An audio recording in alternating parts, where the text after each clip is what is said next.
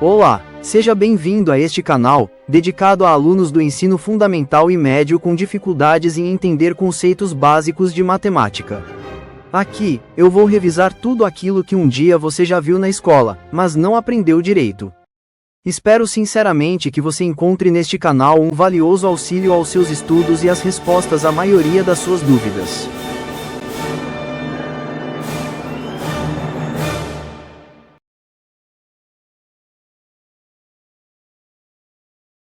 Esta é a 10ª aula sobre os números racionais. O tópico sobre números racionais tem o total de 10 aulas. A aula 10 está dividida em 5 partes, todas elas dedicadas à resolução de exercícios e problemas. Antes de iniciarmos a resolução dos exercícios desta aula, vamos rapidamente rever o que aprendemos na 5ª aula deste tópico. Lá, nós vimos como simplificar uma fração quando o seu numerador e o seu denominador possuem um divisor comum e que isso tem a ver com o conceito de fração equivalente e com o fato de que a multiplicação ou a divisão simultânea do numerador e denominador de uma fração por um número inteiro diferente de zero não a altera. Por exemplo, podemos simplificar a fração 15/18, porque tanto 15 quanto 18 são divisíveis por 3. Assim, podemos reescrever 15 como sendo igual a 3 vezes 5 e podemos reescrever 18 como sendo igual a 3 vezes 6. Isso nos permite cortar o 3 do numerador com o 3 do denominador, de modo que a fração 15/18 pode ser simplificada para 5/6. É fácil compreender visualmente esse tipo de simplificação. Observe a figura que representa a fração 1/3. Quando nós multiplicamos o seu denominador por 2, o novo denominador é igual a 6, e a nova fração vale 1/6. Mas, ao fazermos isso, o tamanho da fatia fica sendo igual à metade da fatia original. Porém, quando nós também multiplicamos o numerador por 2, é como se estivéssemos escolhendo o dobro de fatias, o que faz com que as duas fatias juntas tenham o mesmo tamanho da fatia da fração 1/3. Como as áreas verdes das duas figuras têm o mesmo tamanho, a fração 1/3 equivale à fração 2/6. Tudo funciona como se a operação de multiplicação do numerador por 2 cancelasse a multiplicação do denominador por 2. E é por isso que nós podemos fazer o tal processo do corta-corta. Mas, um erro que frequentemente vejo muitas pessoas cometerem, é tentar aplicar esse tipo de simplificação indiscriminadamente e sem entender por que o fazem.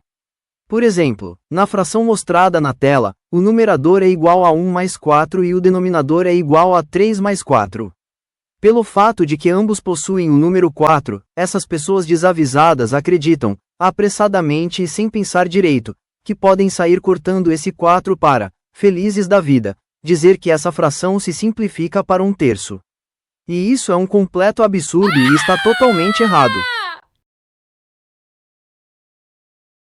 É fácil ver que a fração 1 mais 4 sobre 3 mais 4 é muito diferente de 1/3. A primeira, corresponde a 5/7, pois 1 mais 4 é igual a 5 e 3 mais 4 é igual a 7. E 5/7 é muito diferente de 1/3, como mostram as fatias verdes. Em resumo, é possível simplificar uma fração quando o seu numerador e denominador podem ser escritos como um produto de fatores, e desde que haja fatores em comum em ambos. É o caso, por exemplo, da fração mostrada na tela, em que podemos dividir por 3 o fator 3 que se encontra no numerador e no denominador, para encontrar 1, e dividir por 2 os fatores 2 e 8 para obter 1 e 4, respectivamente. Feito isso, ao final das multiplicações resultantes a fração se simplifica para 4/5. Na segunda fração, podemos cancelar todo o fator entre parênteses sem precisar fazer as contas que estão dentro dele, não importa o quão extenso seja ele, porque ele aparece multiplicando tanto o 3 do numerador quanto o 7 do denominador. Fazendo isso, a fração se simplifica para 3/7. Por outro lado, na fração mostrada na tela, não é possível cortar o 4 do numerador com o 4 do denominador, porque ele não é um fator multiplicativo. Do mesmo modo, nessa outra fração, embora o 3 apareça multiplicando o fator entre parênteses do numerador, ele aparece subtraindo o fator entre parênteses do denominador e, por isso mesmo, não pode ser cortado. Existem situações de simplificação de frações em que é útil recorrermos ao conceito de máximo divisor comum ou simplesmente MDC.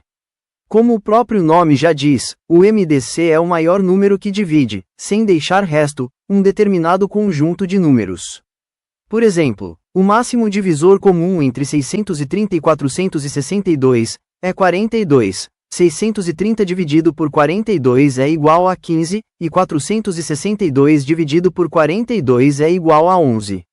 Como 15 e 11 não possuem divisores em comum, além do 1, 42 é o maior inteiro que divide 630 e 462 sem deixar resto. Embora 630 e 462 tenham muitos divisores em comum, como, por exemplo, o 7 e o 21, não existe nenhum outro que seja maior do que 42. O procedimento para encontrar o MDC é semelhante ao do mínimo múltiplo comum que eu apresentei na 7ª aula deste tópico. A única diferença é que, no caso do MDC, o número primo da decomposição precisa dividir todos os quocientes remanescentes e não apenas um deles, como no caso do MMC. O exemplo ajudará a entender o que estou falando. Por exemplo, para encontrar o MDC entre 630 e 462, como esses dois números são pares, são divisíveis por 2. Por isso, colocamos o 2 no lado direito da linha vertical. Em seguida, à esquerda dessa linha, colocamos os quocientes das divisões de 630 e 462 por 2, que são 315 e 231. Agora, como tanto 315 quanto 231 não são pares, mas, pelos critérios de divisibilidade que você já aprendeu na escola, são divisíveis por 3, colocamos 3 à direita da linha vertical e os respectivos quocientes à esquerda. No caso, 105 e 77. Prosseguindo, pelos critérios de divisibilidade, embora 105 seja divisível por 3, porque a soma dos seus dígitos é 6, que é divisível por 3, 77 não o é, porque a soma dos seus dígitos é 14, que não é divisível por 3. Por isso, não podemos colocar novamente o 3 à direita da linha vertical. Passamos então para o próximo número da lista de primos, que é 5. Embora 105 seja divisível por 5, porque termina em 5, 77 não o é, porque não termina em 5 ou 0. Por isso, não podemos colocar 5 à direita da linha vertical. Indo para o próximo número primo, o 7, é fácil ver que tanto 105 quanto 77 são divisíveis por 7, cujos quocientes são 15 e 11. Por isso, colocamos o 7 à direita da linha vertical e os quocientes 15 e 11 à esquerda. Como 15 e 11 são primos entre si, isto é, não possuem divisores em comum, ou seja, um número que divida ambos ao mesmo tempo e sem deixar resto, o processo termina aqui e o MDC entre 630 e 462 é o produto de 2 vezes 3, vezes 7, que é igual a 42. Portanto, se quisermos simplificar a fração 462 sobre 630, basta dividir esses números por 42 para encontrar 11/15 como resposta. Veja que os números 11 e 15 já aparecem no processo do MDC. Volte um pouquinho o vídeo e comprove. Com isso em mente, vamos ao primeiro exercício. Se você entendeu todo o conteúdo do tópico sobre os números racionais e o que eu acabei de explicar, não terá dificuldade alguma em resolvê-lo. A expressão da letra A é a divisão de um número racional pelo inteiro 3.